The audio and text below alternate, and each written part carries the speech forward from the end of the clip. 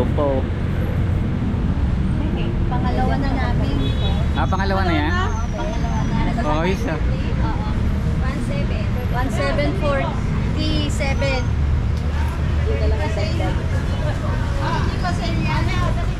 Dalawa, no? Kala nga namin wala na eh.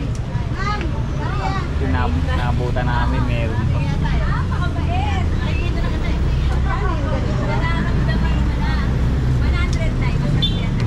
Yun o, may British po. Yun, salamat na eh. Sarap.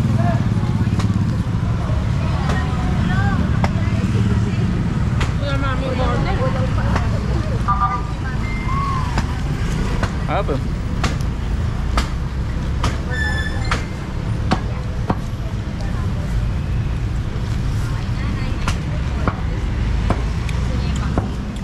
Actual, 1 kilo daw. 1 kilo. Ate Pepe, yung pang 1 kilo. Ito yung sabi niya, thank you po. Wala bang utang 1 kilo? Nakabili kaya si Dudong. Sabi niya bibig siya. Tumatagal ka ng walang rice. Ba? Tumatagal ka ng walang rice. Opo. Sanay na. Parang hirap din rice, no? Basta may lechon, solid. Kahit walang rice.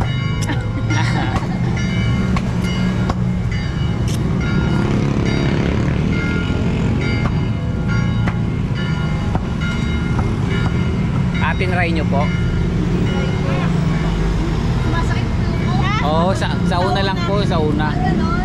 Pero pag naging ano ka na, fat adapted ka na, ano na siya, magiging fat na yung source ng energy mo.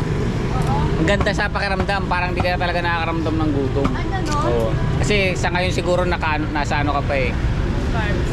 Carbs pa yung ano mo, yung fuel. Happy ko ba't sumasakit? Pero siya nag-rice. Opo, pero dati nakaya niya na yun eh. Nag-low carb na kaya bumalik lang siya ulit. Kanin puyat eh.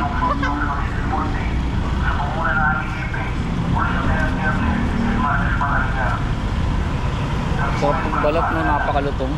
Solid.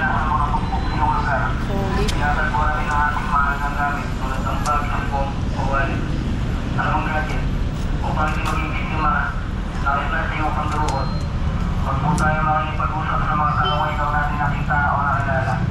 Upang hindi maging biktima ng isang o Depote ah. Maraming salamat po. Pagka isang buong ulo, magkano po?